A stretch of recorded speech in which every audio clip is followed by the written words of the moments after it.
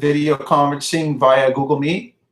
And if somebody could just let me know if you're seeing the full screen of this PowerPoint with the branding on top. We do have the full screen up, yes. Okay, sweet.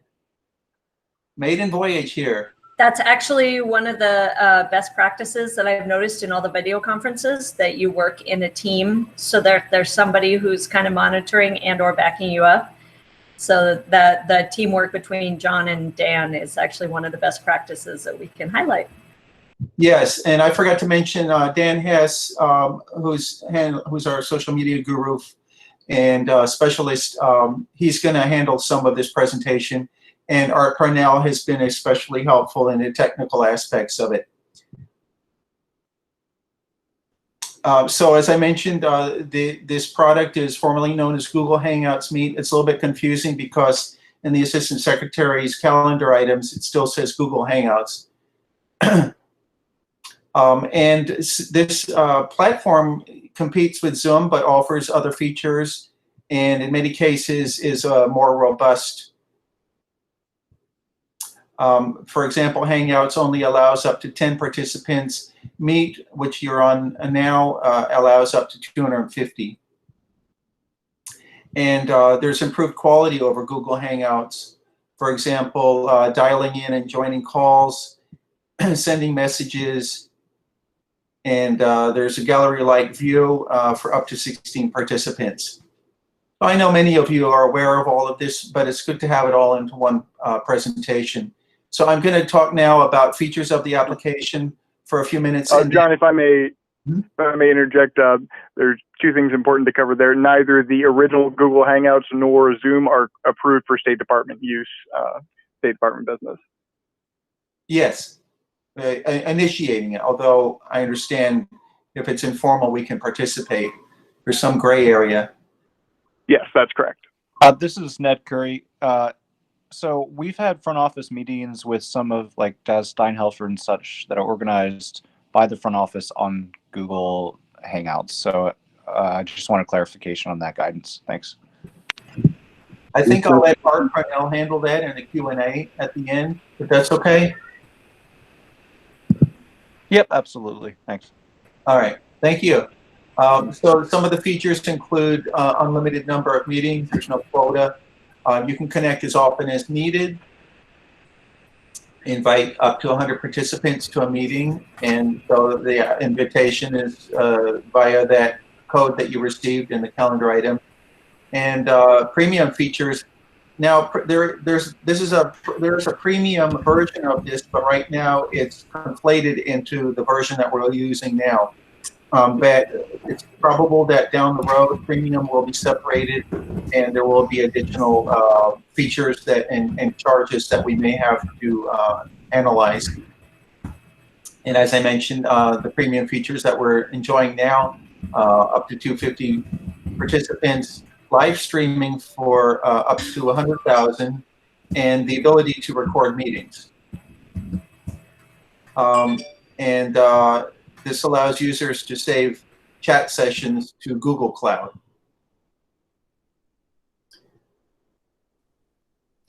Other features of the application. I mentioned that. Okay, this is, looks like I broke that up. Oh yeah, here we go. Free until September 2020, according to what I've read on the trade journals.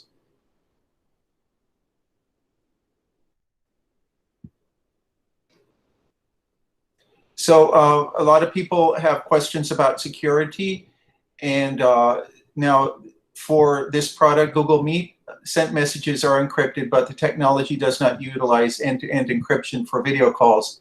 And this conforms to the USG monitoring standards. So the government wants to be able to prevent nefarious use of products. And so that's why there's no end-to-end encryption for this. In this version of Google Meet and the premium, anyone invited will need to sign in to join the meeting.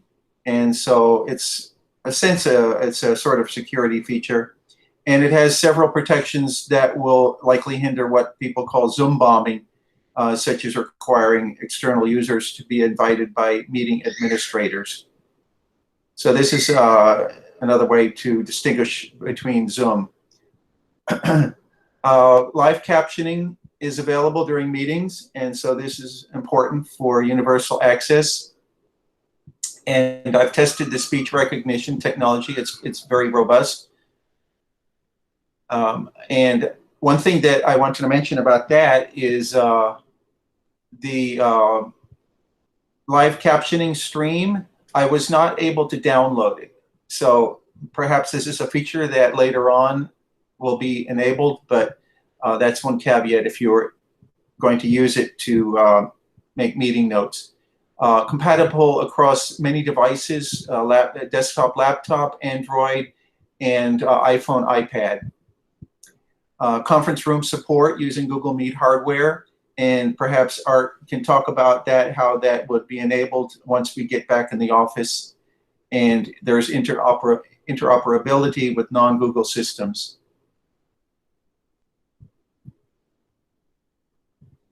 As you know, there's a video and audio preview screen, and you can adjust your network speed, ensuring higher quality video calls. I've tested this. I used to have a very slow Wi-Fi system. I think it was like 20 Mbps, and it worked with that. Now I'm up to 50 Mbps, no problem. AI enhancements. This is some promotional information, and they say these enhancements keep the calls clearer when the surroundings aren't. And if you can't hear my screaming daughter in the background, that's a testament. All right. The G Suite Basic Business and Enterprise Editions. For the first two, G Suite Basic Business, the features are expanded to more countries across the globe. And it's made communicating and staying in touch with international teams much easier. And for the Enterprise Edition, support is available for all international numbers dialing into video calls. So I think this will be really helpful and when we interact with our strategic advisor team.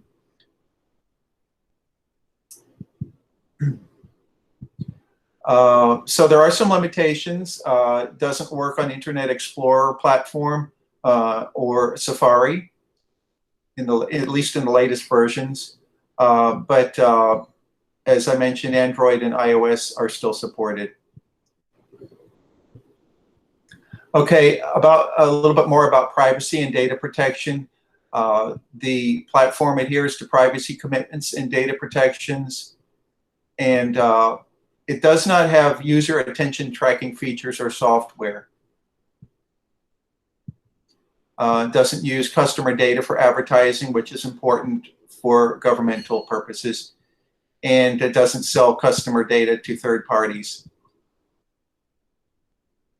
So as many of you are very much more familiar with this application than I am, we're going to go very quickly through the process. If you were to set up your own meeting, log into your existing Google account or sign up for one if you don't have one.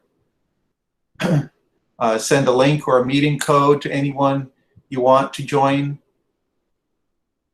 And in the free version of Google Meet that we're using now,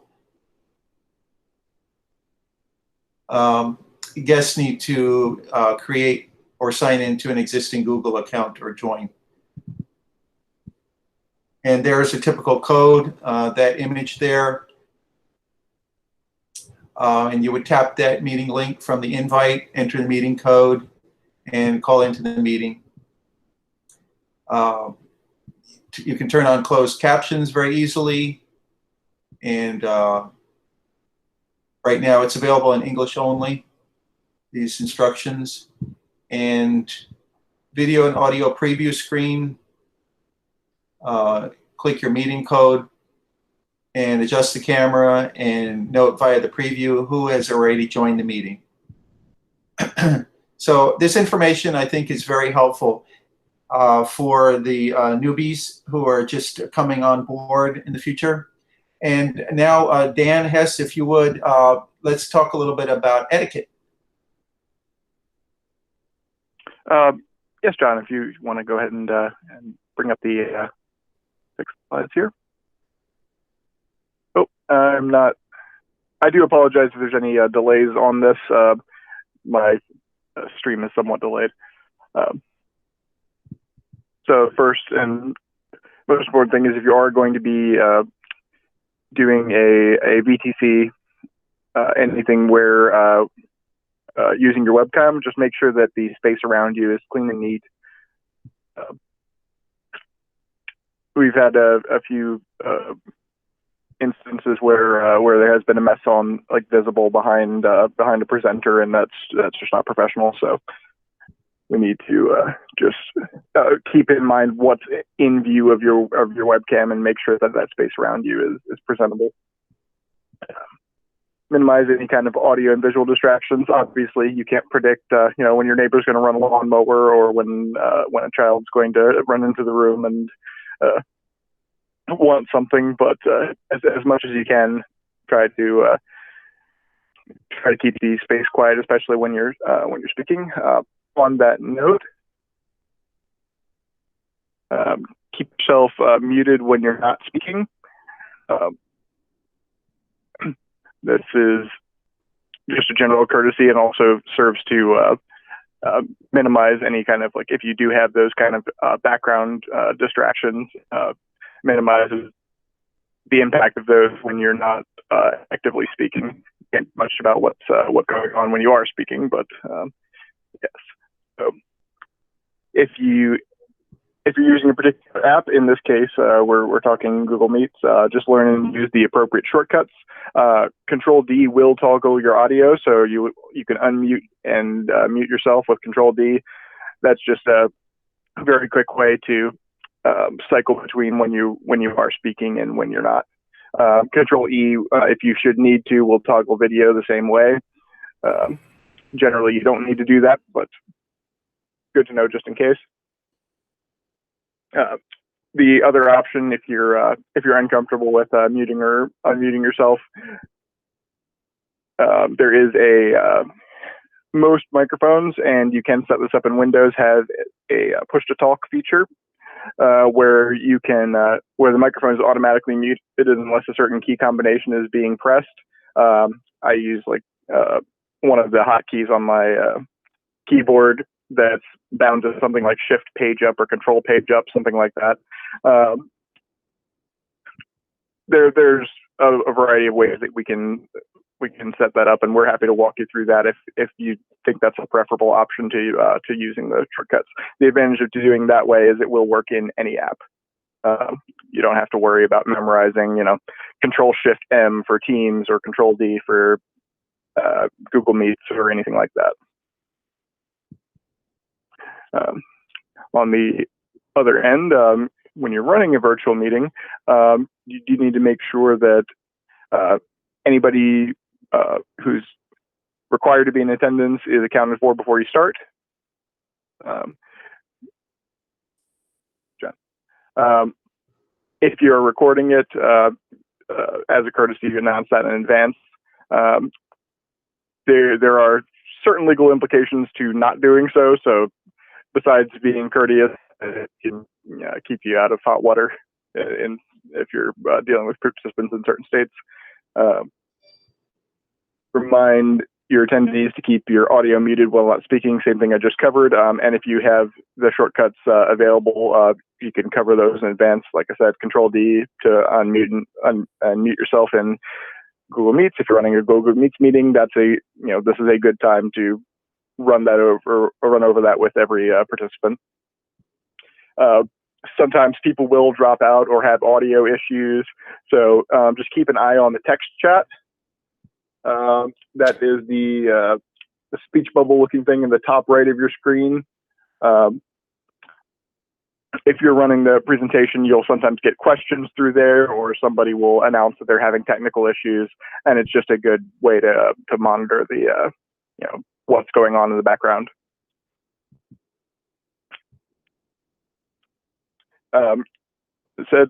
as we're doing right now, there are screen sharing options to share presentations and the like. Generally a good idea at the start of a meeting to bring up the agenda. If you have that as a PowerPoint slide or a document or anything that you can just bring up on your screen really quickly to get everyone familiarized with the bullet points. If you have a presentation like this, it's also a very good way to do it.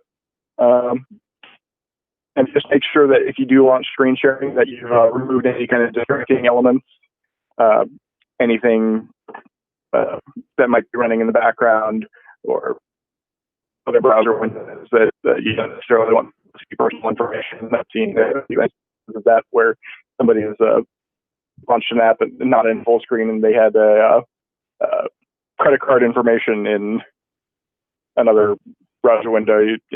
Just best to avoid that. I will hand it back over to John for questions and comments.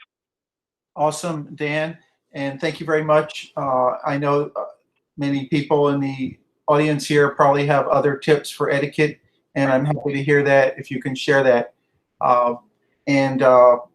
I'd like Art to chime in now. Art, were there any caveats or asterisks that you would like to mention before we handle any questions? Yeah, so IE is supported if you install the plugin for Google Meet. And that's with the latest version as well as versions for Windows 7. And the version we're using right now is Enterprise. It's not the free version, so it's based on who's hosting the meeting, not how people are accessing. Okay, thank you. That's important. I will modify this slide stack accordingly. So what questions do we have in the audience? Comments? Hi, so I had two questions. One is, I noticed in some of the other platforms, there's a hand raising function. So that's one of them. Is I take it Google Meets does not have a hand raising function.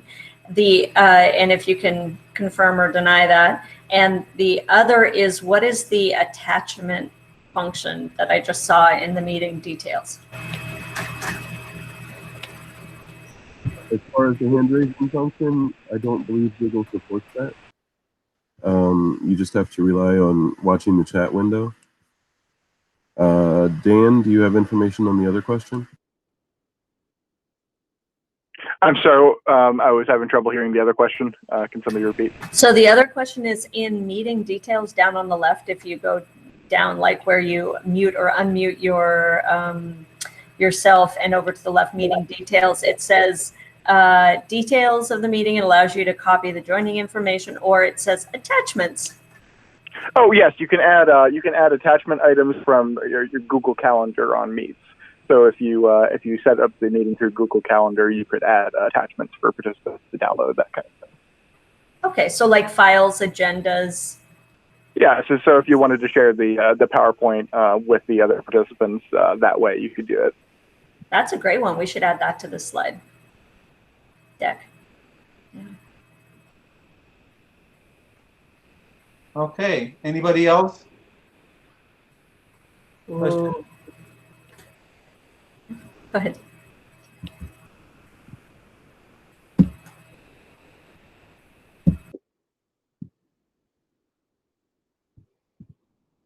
And you are welcome to send your questions by email to me. If I can't answer them, I'll get one of our experts on our PA team.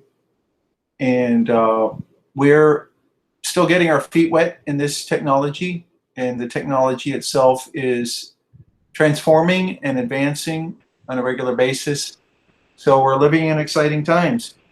So actually, I do have another question, which is for accessing Google Meets. So if I'm opening it, I'm in 365 and I open Google Meets. Am I accessing through my personal account, or am I accessing through my murphy.state.gov?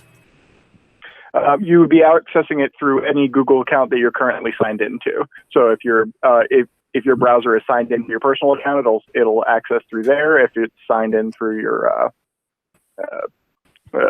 state.gov account, it'll sign in through that. And you can switch your Google account if you're logged in on multiple accounts in the same browser. You can switch it in advance. Okay, so right now would I'm be logged really in important. through my. That would be another point to add to the slide deck, is And like how to actually- access through which account. Actually, to clarify, we've invited people who don't have Google accounts and they didn't have to sign up for a Google account. As long as they use the web-based Google Meet, they were able to join. So yeah, I think that works for people who, like audience members can get pulled in and they don't need a Google account. But I think when you launch it, you need to have a Google account, and you need to be able to do that through a state one or personal. The only way we are allowed to host a meeting that is in compliance with State Department through Google Meet is with the fan.gov account. Got it. Thank you. Art, I think you mentioned America.gov is also. I've heard that, but I haven't seen how it compares to fan.gov.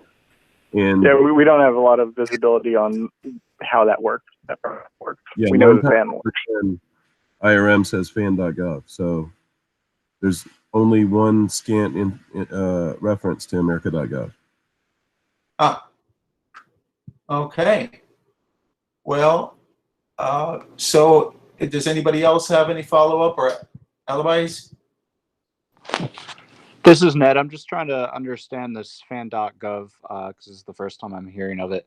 So if we have not done anything on fan.gov, does that mean we're not authorized to hold meetings on Google Meets? Over? That's correct. Okay. So I guess I'm in violation right now. No, it means you can't host one, right? Correct. You can Joining be a an meeting is not a audience. problem. You can join, but you can't host. So yeah. Thanks. All right. Well, thank you very much, Art and Dan, for pulling this together on very short notice. And as I mentioned, this is a living slide stack.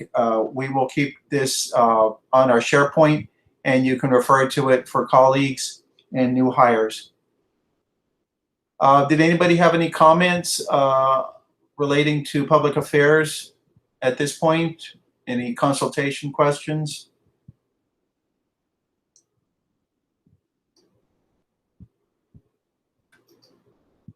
Okay, well, thank you. And Tiffany, did you have any final words? I'm trying to use that hotkey. Thank you very much for this. It's a learning process getting up to speed on these, so I really appreciate everybody being up and making it happen. And I know we're both participating as well as hosting events, and I thank you for all of the wonderful tips that you guys have provided, and look forward to the next ones as we perfect this mode of communication, as well as learn about new ones coming down the line. Thank you. Thank you all.